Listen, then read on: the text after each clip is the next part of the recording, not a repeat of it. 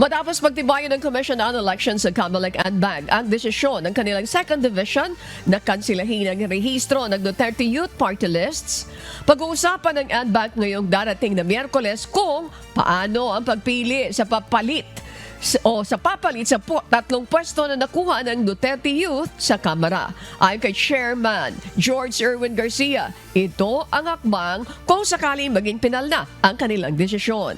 Samantala, ayon naman sa Chairman ng Duterte Youth na si Ronald Cardema, maghahain sila ng petisyon sa Supreme Court ngayong araw para questionin ang desisyon ng Comelec.